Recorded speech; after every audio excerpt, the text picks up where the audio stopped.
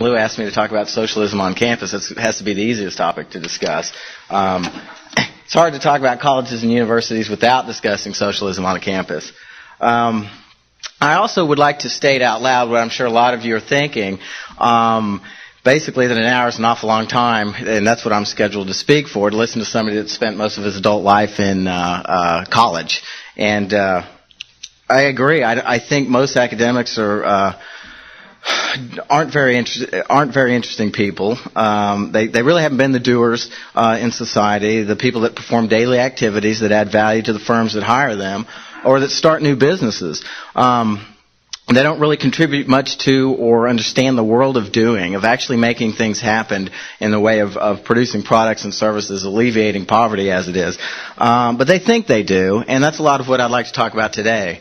I'm going to try to get at maybe why intellectuals have such contempt for capitalism and why they seem to so universally condemn capitalism and embrace socialistic schemes, even in the face of contrary evidence. I'm also going to discuss Mises a bit. I don't know I know you don't really want to be read Mises, but I have kind of a pattern. I generally read some quotes from Mises at the beginning of my talks to let you see how well he presents his ideas and how well he discusses really the essence of our free market system. In the back there is a film that the Mises Institute put out that you all funded on Ludwig von Mises, and in it there's a blurb by I think Joseph Sobran saying that we live in the century where we've seen the most bloodthirsty and murderous tyrants in history, and yet in schools we're still taught to beware of the robber barons, the Carnegies and the Rockefellers and so forth, who, according to Sobran, doesn't think they killed anybody. That's certainly been true in my case. I'm sure it's true in all of your cases as well. If that's not the view you were taught in school, I assure you your experience has been unique. But most of the people in this room are also aware of the fact that before the age of capitalism, which we can say started 1776, but go back a little further, before the age of the capitalism, mankind essentially lived in a state of poverty. Very few people lived to see adulthood. The statistics, I won't rattle them off. 4/5 of the people in France, for example, spent 90% of their income on bread, or most people never had a new suit in their life. In fact, plague victims often supplied the first suit a person ever had, if they had the guts to wear it. Children often had different parents in their teens than they had at birth, not because of a high divorce rate, but because, frankly, it was pretty rare for a child to live to adulthood and have both of his original parents still alive. Due to the fact that many parents died young.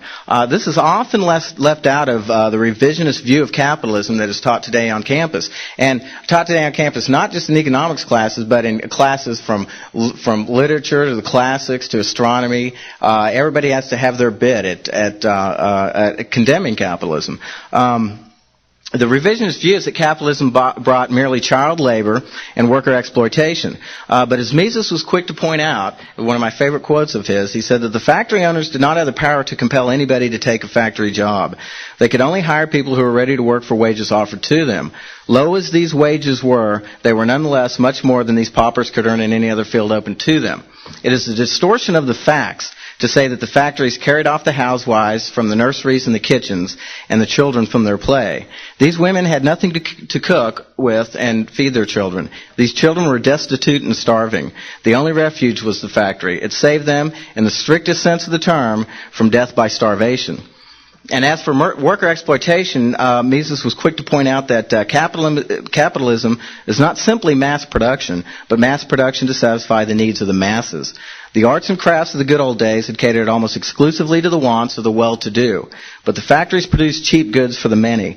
All that the early factories turned out was designed to serve the masses, the same group that worked in the factories. The shortcoming of the 19th century historians and politicians, wrote Mises, was that they failed to realize that the workers were the main consumers of the products of industry. He noted that had they paid any attention to the facts, they would have easily discovered the fallaciousness of their opinion. Infant mortality dropped, the average length of life was prolonged, the population multiplied, and the average common man enjoyed amenities of which even the well-to-do of earlier ages did not dream. This this notion that even the critics of capitalism owed their very lives to capitalism has always been a favorite of mine. As Mises' student Friedrich von Hayek put it, and this generally appears on a syllabus of any class I teach, capitalism created the proletariat, not by making anyone the worse off, but rather by allowing many to live who otherwise would not have done so. And one sees much the same blindness today. Competition brings fresh produce in grocery stores, movies into homes. You could go on. But the bottom line is, and in fact, Mises had the intellectual wherewithal to really state the truth simply. He said, go into the home of any American family, and you will see for whom the wheels of the machines are turning. I go at length to cite Mises because these fundamental insights are so often missed by academics.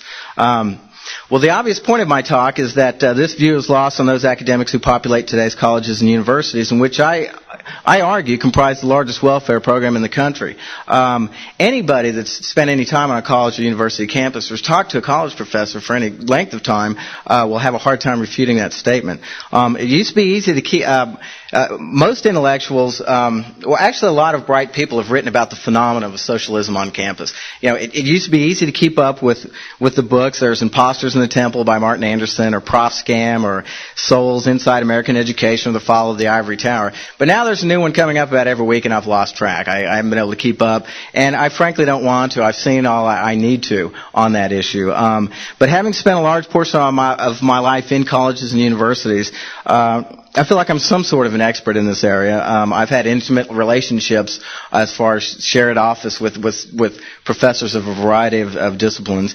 And I find that the atmosphere of today's campus intellectuals probably best conveyed by reviewing a quick chapter from a recent book by Thomas Sowell called The Vision of the Anointed.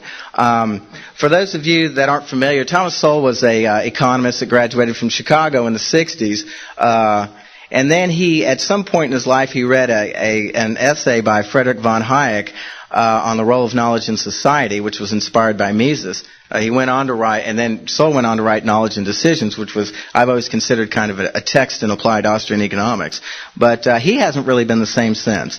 And what I'd like to do, if it's okay, is give you 3 case studies of what Sowell observed, and then try to tie that together to give you a feel of what the intellectual atmosphere is like on college campuses. Now, I'm at Wabash College. I'm not real fond of critiquing my employer, but Wabash College is arguably, according to National Review, the most conservative college in the country. If that's the case, we're all in trouble because it's frankly nothing of the sort. Now, Sowell's book contains a long-running theme for him, what he calls the constrained or tragic vision of the world that sees man as he is, warts and all, and the unconstrained vision of what he calls the anointed, or the intellectual, that leads to endless dabble and babble in socialist, utopian social engineering schemes.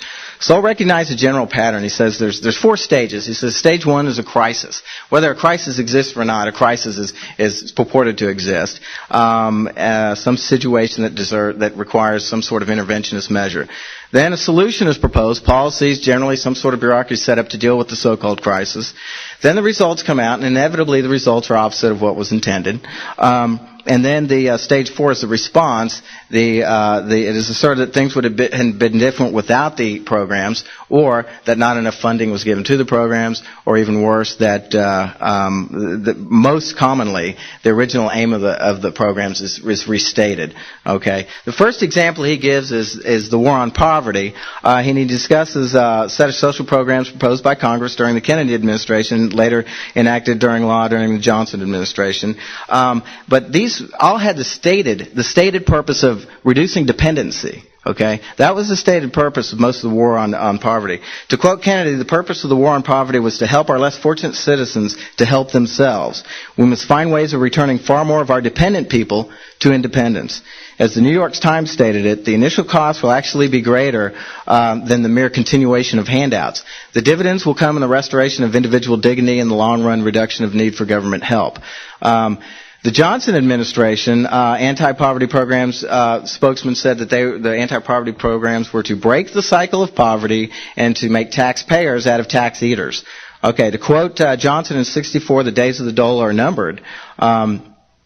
Okay, so the stated goal of the war on poverty was to reduce dependency. Okay, make no confusion about that. There's critics at the time. I'll give the standard Barry Goldwater, who's predicted that these programs would encourage poverty by encouraging more and more people to move into the ranks of those being taken care of by the government. Other critics, the mayors of Los Angeles, San Francisco, and Detroit, feared that the war on poverty would foster class struggle through its support of community activists and radical intellectuals. Henry Hazlitt noted that we can expect the price tag to increase geometrically as the years go on. Okay, well, so we have this crisis. We have this dependency we needed to reduce. But at the time the war on poverty programs began, the number of people who lived below the official poverty line had been declining since 1960 and was only half of what it was in 1950.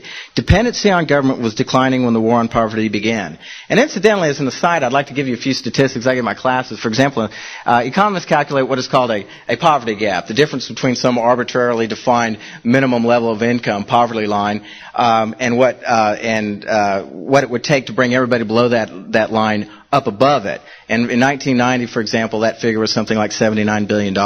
In that same year, 2.5 to 3 times was spent on means-tested or income-tested welfare programs alone. And of course, none of that money went to the poor. Not very much of it. As Sol used to point out, the poor are a gold mine for those who administer the programs to them. I've worked close enough with the Alabama Department of Human Resources to know that the last thing anybody there wants is an elimination of poverty. But anyway, continuing on, so the idea is that actually dependency had been falling over time, is what Sol's trying to say. So the crisis was not real. Stage 2 is the solution. The Economic Opportunity Act was passed in 1964, creating the Office of Economic Opportunity, the War on Poverty Agency.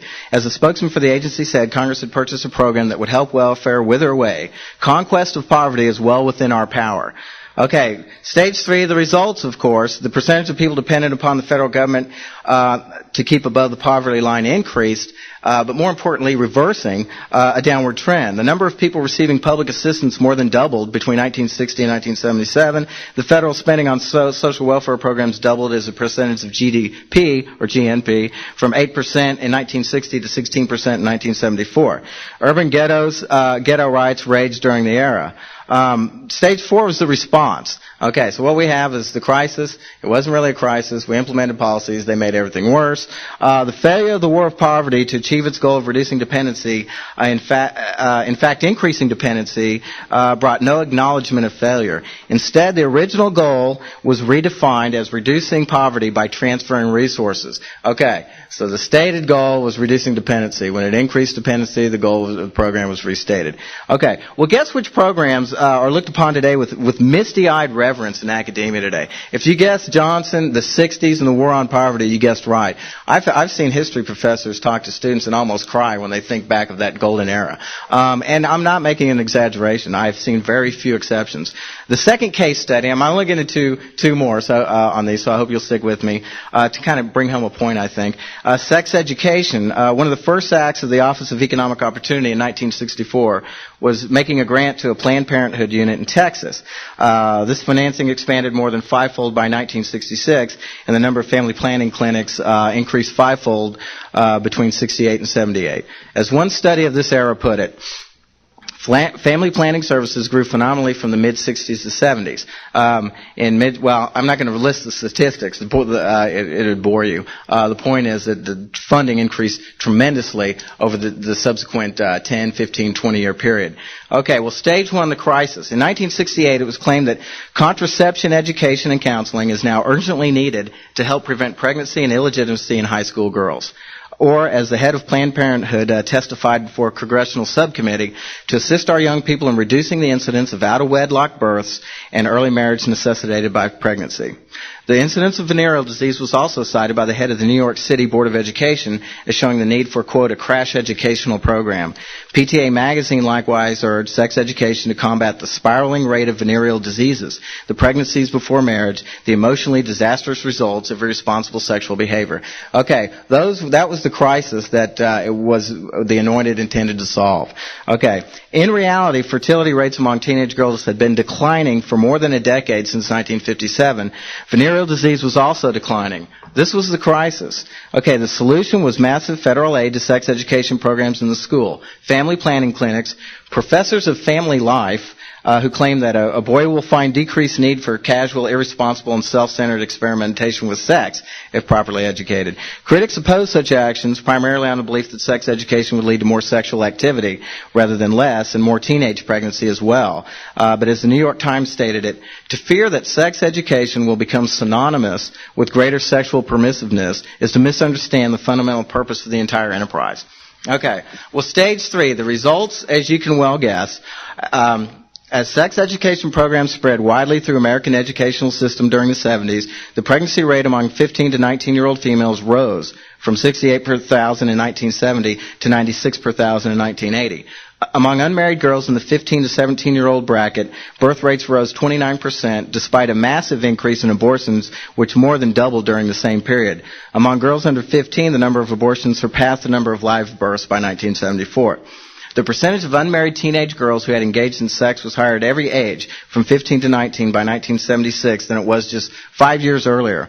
Venereal disease skyrocketed 350% from the late 60s to 1978.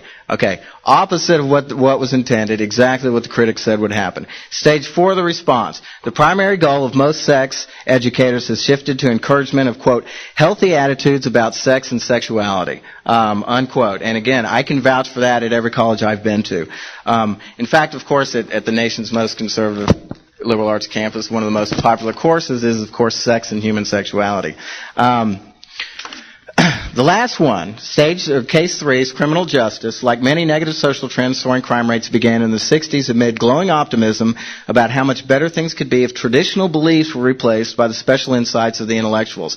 By traditional beliefs, I mean the old-fashioned notion that crime depends upon the severity of punishment and the likelihood of being caught. Okay? The conservative attitude at the time was if you increase the severity of punishment or the likelihood of being caught, you're going to have lower crime than if you do the opposite. Anyway, the most reliable long-run crime data is murder statistics, and the number of murders committed in 1960 was less than in 1950, 1940, or 1930, even though the population was growing over those decades, and murder rates in Hawaii and Alaska were included for the first time in 1960. The murder rate in proportion to population was in 1960 just under half of what it had been in 1934. The problem, according to the anointed, the intellectuals, was not the so-called criminal population, but society whose need to punish was a primitive urge, a deep childish fear that with any reduction of punishment, multitudes would run amok. Psychiatric treatment with new, more sophisticated techniques were called for. Now, I challenge you to find an academic view anywhere that differs from this notion that the way to eliminate crime in this country is through education and through some sort of program that caters to the underlying problems of the criminals. Okay, stage 2 of the solution. A series of landmark Supreme Court decisions in the late 60s expanded the rights of criminals, required states to provide free attorneys to criminal defendants, expansion of the scope of the insanity defense, less often imposed sentences of shorter duration. The welcoming of psychiatrists into the courtroom as well. To quote the New York Times, and this is the standard view I find when I discuss crime or criminal justice with any of my colleagues, regardless of field. I don't know why some people sit idly by and are willing to take the more expensive route, the delinquency route, the jail route, the penitentiary route. It takes more of our money to take care of a convict in a penitentiary than it does to prepare a boy to be good, tax-paying citizen who can read and write, i.e. more education, enlightenment, and opportunity. Okay, well, to quote a dissenter of, for example, the Miranda decision of 1966, which made convictions invalid if procedures specified by the courts were not followed in detail by police, here's a reporter discussing a dissenter of the Miranda decision. Justice Harlan, his face flushed and his voice occasionally faltering with emotion, denounced the decision as dangerous experimentation, which would return a killer, a rapist, or other criminal to the streets to repeat his crime whenever it pleases him. As a consequence, there will be a loss, not a gain, but a loss in human dignity. Such dissents and outcries from the public and police officials were dismissed and brushed aside by the anointed during the 60s. Well, the results, of course, were that crime rates skyrocketed, murder rates shot up until the rate in 1974 was more than twice as high as it had been in 1961. Between 1960 and 1976, a citizen's chances of becoming a victim of a major violent crime tripled, as did the number of policemen killed during the 1960s. The response, of course, well, as James Q. Wilson put it, by 1970, enough members of the liberal audience had their typewriters stolen to make it difficult to deny the existence of a crime wave. But the anointed were unfazed. Chief Justice Earl Warren summed up the response of the anointed when he says, "All of us must assume a share of responsibility for decades of the slum conditions which we swept under the rug that breed crime, ignoring the facts that crime rates have been falling prior to the 1960s." Okay, in case my talk has been too convoluted so far, I've tried to make 2 points. One, capitalism is often condemned for a lot of the material inequality in the world, when I've argued that, in fact, it's what's created whatever prosperity we have. It's done much to ameliorate the poverty that seems to be the natural state of mankind. And two, even if you grant me the material success of capitalism, most critics will still point to values in society today and a lot of the declining morals of the decadence and say, well, this is a kind of another byproduct of what you have with crass materialism. There might be crass materialism, but what we see today in the form of high crime rates, high teenage pregnancies, huge, massive dependence, people brought up in ghettos that have never seen one or both parents for the first time, are the results not of capitalism at all, but of the social engineering problems, or essentially the socialistic institution set up by or inspired by American intellectuals. So the real question becomes, and the point of my talk is, why is there such a passion for socialism on campus? Or specifically, why is there so much contempt for capitalism? You can talk to a mathematics professor on campus. You can talk to an astronomy professor, a classics professor, and you can get a varying degree of opinion on some things, maybe specific to their field. But they all share a common hatred of capitalism. And they all also share a kind of a love or an embracement of utopian socialistic schemes. Every problem that they see, and I was mentioning the other day, if you ask the average intellectual on a college campus how to solve some alleged problem, the answer you're going to get is the exact same one you'd get if you asked a 13 or 14-year-old. And so what I'd like to address now is, why is that so? You know, why do people that have PhDs from Harvard and so forth have such a naive or essentially a disconnected view of the world? There's a lot of reasons have been put forth for this. I've heard a lot of explanations. One of the most obvious is that of Ludwig von Mises, who wrote in the Anti-Capitalist Mentality. He wrote that basically the fact that capitalism bluntly allows you to discern how much society values your services by examining your wallet. And he said that basically intellectuals had a hard time dealing with that they didn't really add much value, and that's why they weren't rich, and they were pretty envious. There's a little truth to that, for sure.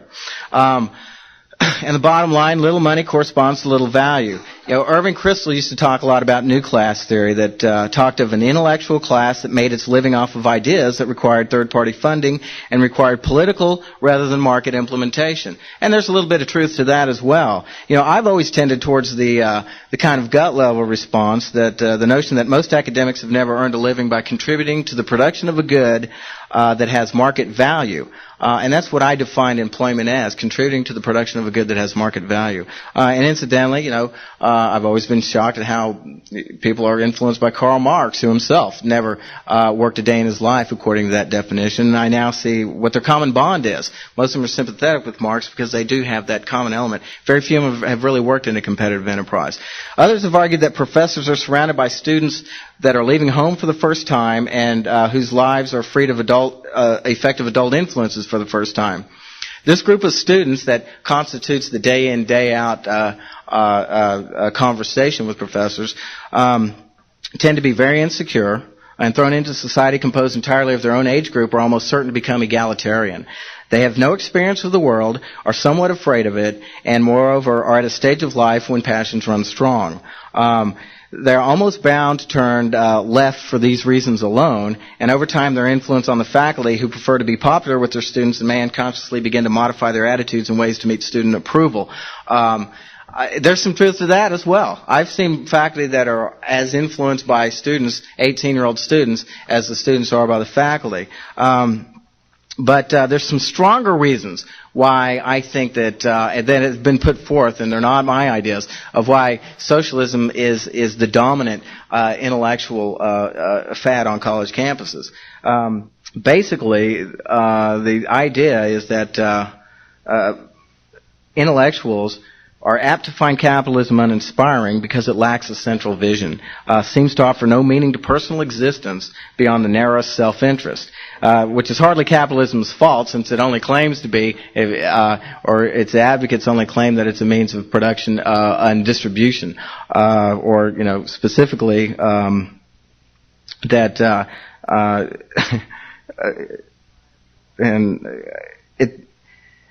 and that's it. It's a means of organizing production and distribution. People tend to want a little more than rational self-interest and or material prosperity. And this notion, one commentator, Robert Bork, was talking that the problem is that people hunger for transcendental values.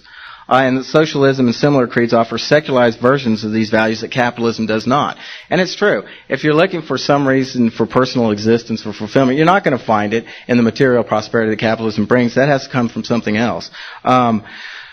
But specifically, these schemes, these secularized versions of religion like socialism, offer, though the promise is false and never realized in practice, a vision of community, of concern for society at large, of man seen as more than a customer. There's some truth to there fundamentally, too. I think most intellectuals I know do kind of like to speak in terms of this general community, which is really a shallow view of community, but nonetheless, it's something that socialism tends to promise, so it's never realized, whereas capitalism, again, has no real central vision. Okay, but the most fundamental reason I think that socialism is so favored on college campuses today is that most intellectuals have little concept of how resources are allocated in a decentralized, price-directed market economy. Most have no firm idea of the functions that markets serve, and they tend to suppose that better results could be ordered by law. And in fact, this is what economists call price theory or resource allocation theory, or how the free enterprise economics, how the free enterprise system works. And very few intellectuals really have a grasp of that.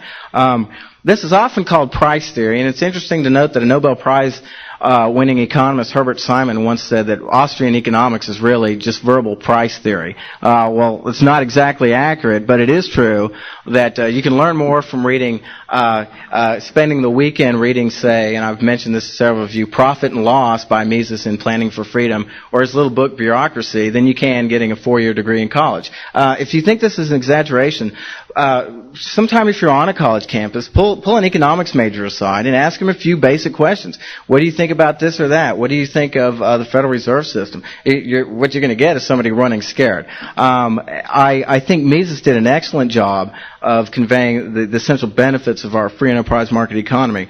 People that have no conception of how a market economy works have little difficulty in believing in the efficacy of detailed regulation of all business enterprises, with no idea of the real costs involved and upon whom those costs ultimately fall.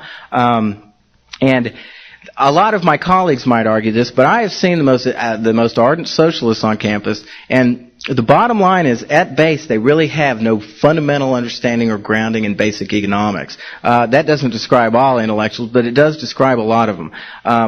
Essentially, they see a free market economy as chaos, something that's not ordered by anybody, where the rich and powerful succeed and so forth at the expense of the workers. The Marxist story, when it's really planning at its most efficient level. As Mises stated, the alternative is not plan or no plan. The question is who's planning. Should each member of society plan for himself, or should a benevolent government alone plan for them all? The issue is not automatism versus conscious action. It is autonomous action of each individual versus the exclusive actions of government. It is freedom versus government omnipotence. Laissez-faire does not mean let soulless mechanical forces operate. It means let each individual choose how he wants to cooperate in the social division of labor. Let the consumers determine what the entrepreneurs should produce. Planning means let the government alone choose and enforce its rulings by the apparatus of coercion and compulsion, i.e. planning is the forcible superseding of individual choices by government choices. Now, intellectuals don't understand this, economics. And a key point that one of Mises' students, Hayek, used to make is they don't understand it because they don't have to in a market economy. Let me elaborate by citing Hayek and the role of the price system in solving what is the real economic problem, and that is the fact that we live in a world of unlimited wants and limited means, or which used to be called, how to produce, what to produce, and for whom, but really arises as soon as different purposes compete for the same resources. And scarcity is the nature of mankind that casts up the economic problem.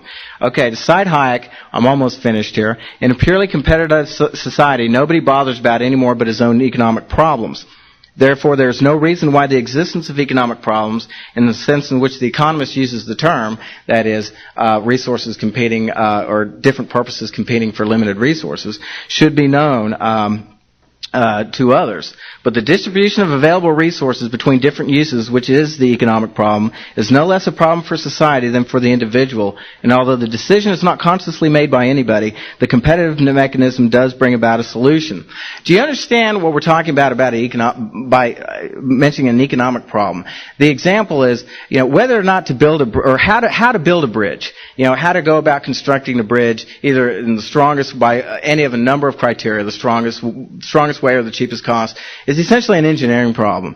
Whether to produce a bridge given you have other needs and limited resources is the economic problem. And think about it. Think about how a market economy solves most economic problems, and you'll see Hayek's point that it solves the problems without any one of you consciously giving it any thought, or any single person giving it much thought outside of individual firms. For example, do you see planning boards trying to decide whether to add, government planning boards decide whether or not to add another ounce of meat to the Big Mac, or whether or not to open up a competing chicken franchise? Markets automatically do these. They plan at the most efficient level, subject to the disciplining forces of profit and loss. But what do we see in governmental institutions planning all the time? Committees on what to teach in our monopolized educational institutions. Committees on what's the best way to go about this or that, which Mises, of course, said could go on forever.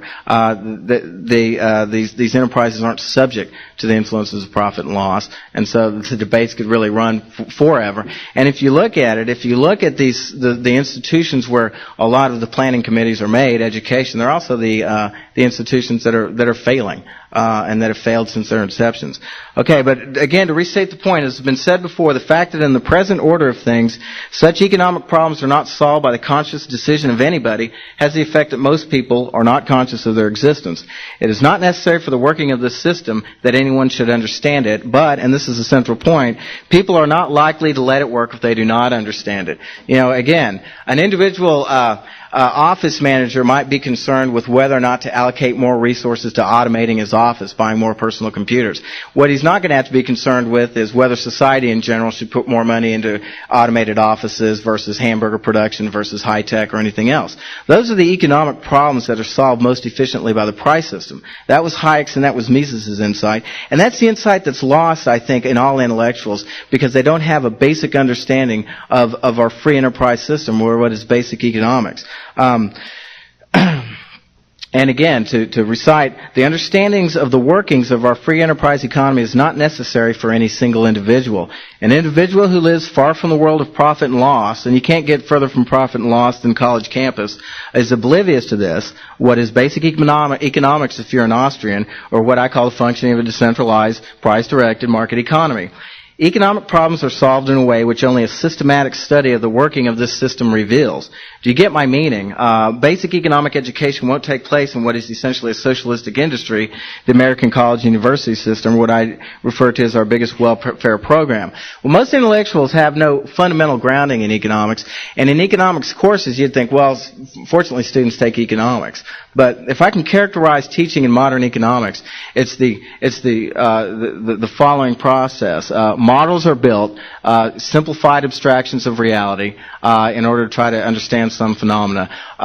Reality is then compared with this simplified model, and of course the two diverge, and consequently some sort of government intervention is recommended to bring about the results, to bring reality in step with the model, whose whole purpose was to simplify away from the detail of the world. A whole misconception, I think, of the role of theory. And this has come, not my observation alone. A lot of bright minds of economics have started to come across this same intuition when they're looking at what's taught in economics classes. I made a case at an Austrian Scholars Conference that I think, in actuality, a lot of economists, even in the mainstream, that are trying to understand the real world, are starting to look into the Austrian school. A lot of what were old Chicago school economists are starting to say, well, wait a minute, things like competition are multifaceted. There's competition. It's not just imitative output competition. It's competition for color, size, quality, service. And it's moving, what I've perceived, a few economists are moving towards an Austrian view of economics.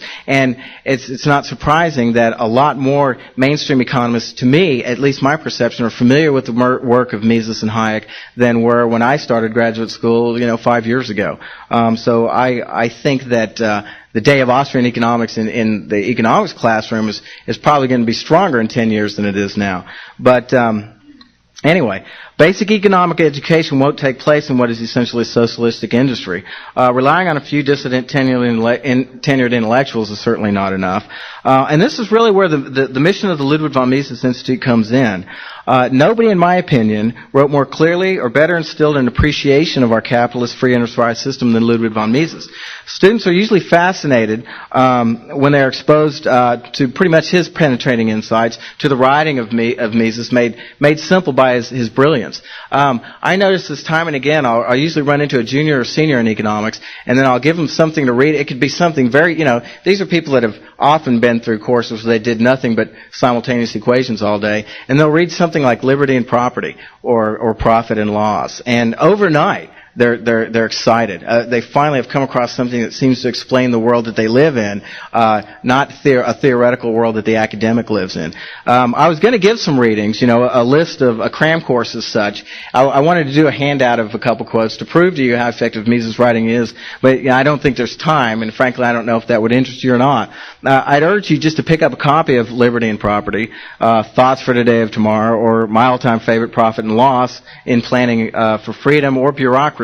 Now, I don't see them here. You can get them through the Institute. I don't think the Institute gets rich off of these books. But anybody that's ever just read a few of these, spent a weekend or an evening, can see the brilliance of Mises' work and his ability to convince people that a market economy is by far the only means of organizing exchange and production if material prosperity is your goal.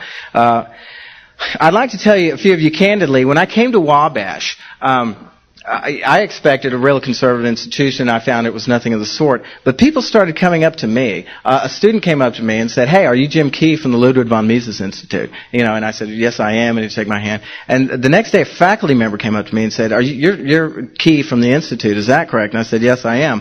And it always struck me that they didn't say, "Oh, you're Jim Key from Auburn," or "Oh, I heard you're writing a great dissertation," or something. They just noticed that I was affiliated with the Institute, and they were glad to see me because the Institute is, in a sense, the only voice for capitalism in the country today that I'm aware of that has any influence whatsoever. The Mises University, for example, and that's where the Institute, or you people, fund students from all over the country to come and read Mises' work for the first time, is the only place in the United States, I think, where a considerable number of students can be taught the works of Mises and those who inspired it, and learn an appreciation of the free enterprise system. It's the only place I know of. I did not know just how unique and necessary this program was until I left. Until you get spoiled, you spend 4 years in Auburn, Alabama, as a Mises fellow, and you're surrounded by like minds. When you get out there, you find that, I always turning to people and say, "Well, didn't you read this or that?" And I say, "Well, they've never been exposed to it." By holding seminars, publishing work in the Austrian tradition, or funding future teachers, I think the Mises Institute fulfills, and this is no exaggeration, in my opinion, the most urgent need in the country. I hope I've made a convincing case that this last statement is not an exaggeration, for as Mises himself stated, economics must not be relegated to the classroom and statistical offices and must not be left to esoteric circles. It is the philosophy of human life and action and concerns everybody and everything. It is the pith of civilization and of man's existence. Mises believed economics was important, and I've tried to convey that there's a lot of reasons why there's socialism on campus, but I think a lack of understanding of basic economics is probably the strongest one, and I think that's what the Mises Institute does the most to alleviate the biggest problem, as I see it. But I'd like to ask any of you, do you have any questions? Does anybody have you had experiences different from mine? Have you spent any time on a college campus, or just listened to professors on the radio or in the media recently? If your experience is like mine, you're shocked by the world they live in. It's nothing like the world you probably live in. I certainly have not encountered somebody that seems like they've ever really worked and added value to anything. But that's what I wanted to say. I think that Peter Klein talked a lot about strategy and how to go about changing the mind of intellectuals. I tend to think that outside of cutting government funding for higher education, which is the ultimate problem, that education is the key. And education in the form of something like the Ludwig von Mises Institute is really the only way in this country that the ideas of free enterprise are going to be perpetuated from one generation to another. Nobody within the current system has an incentive to study it otherwise, particularly in economics. Nobody has any questions? Yes, Jeff. Well, here's the standard story. They come here because they come to Wabash because they heard it's all male. There's only 2 or 3 schools of that sort left in the United States.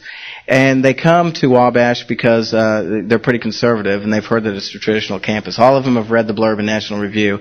They come, they're pretty disappointed. When they come to me into my course, and I suggest a few readings, and it doesn't even have to be pure Austrian economics. I can just say that I don't despise capitalism, and they start to perk up. I think most students want to be told that capitalism isn't the worst thing that ever happened in the world, but they're not going to hear it in most campuses, certainly not in their other liberal arts courses. And yes?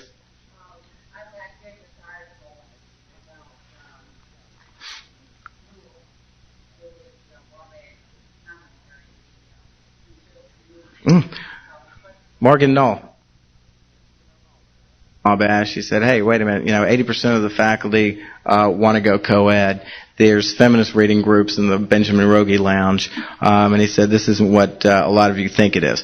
And so he started this. Well, he publishes this commentary, a conservative newspaper on campus, and he actually takes the professors and the president of the university to task. It came to a head when the president of the university, Morgan Knoll, was publishing the commentary to the alumni of the school and saying this is what's being taught. And the president of the university, which was essentially socialism, homosexuality, the whole 9 yards. I won't even begin to describe it. And the alumni were threatening to withhold funding because of this, because the alumni were conservative, wanted it to be all male, and they controlled the endowment. So the president of the university said, okay, from now on, I don't want anybody to discuss what goes on in class, outside of class. So Morgan Knoll wrote this big article saying, hey, wait a minute, what is this? Is this academic freedom and intellectual honesty and truth? And so, to make a long story short, when it came out, the commentary was funded by the Student Senate, and when it came up for refunding, they make their appropriations every year. The Senate refused to fund the commentary, okay, because they wanted to close it down. So anyway, Knoll wrote some alumni and received, I don't know, he needed, I think, $1,100, and he got $30,000 or something. So the bottom line is, the commentary's still there. Knoll, he's most one of the most impressive young men I've ever seen. He does try to step over those bounds from time to time. He has no problem saying somebody that spent his life teaching that he's a communist and ruining minds. But that's kind of what a dissident intellectual. That's the role of the conservative student on today's campus. I think you're not going to make any friends with the faculty. But and a lot of the faculty don't like Morgan. A lot of the students don't, because they think that he's costing the school money because the alumni aren't contributing when he tells them what's happening. I'm a big fan of his. I was in a faculty meeting once, and I stood up. This is when I first got there. I stood up and said, where would we be without Morgan Knoll? Who else would bring up these issues? And everybody looked at me, and I thought, here I am again, and it's me and everybody else, and they're on one side, I'm on the other. So anyway, he's impressive. I think he's and I think the school itself is the people that teach there. The reason the point of my talk is economics education is that the teachers I've seen at Wabash are genuinely interested in education and devotion to classroom teaching, classroom instruction. They have no conception of how a free enterprise economy works. No basic understanding. I don't care where they went to school. They have no basic understanding. After talking with them for a while, I've become convinced that if more of them had read Bureaucracy or some passages from Human Action, then they could see that the problems they see in society, or what they want to solve or alleviate, poverty, would require policies that are exactly opposite of what they promote. And I think Mises believed the same thing. He was optimistic as well. There's people could just see the failures of and the fact that planning has to fail. That they would change their stripes a little bit. Any other questions? Yes.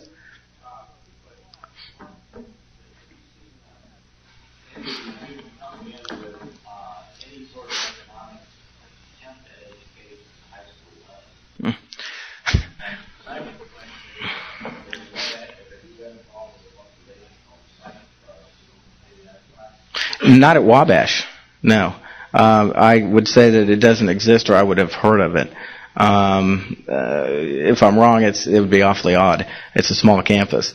No, the high school education the students get are usually taught by high school teachers that frankly don't understand it much either. I've always thought that there's a huge role for teaching high school teachers, but the bottom line is, Jeff Tucker used to point out, who would want their student taught by the sort of free enterprise education that would end up making it through the curriculum review of the public school system? I know I wouldn't, but no, they have some loose familiarity with the notion of supply and demand, and maybe of the price, not really of the price system and how it conveys the information about preferences and scarcities and so forth. Well, that's all I have then. If you have anything else you'd like to ask me, I'd be glad. I'll be here all evening. Be glad to discuss it with you at length, ad nauseum, whatever you prefer. But,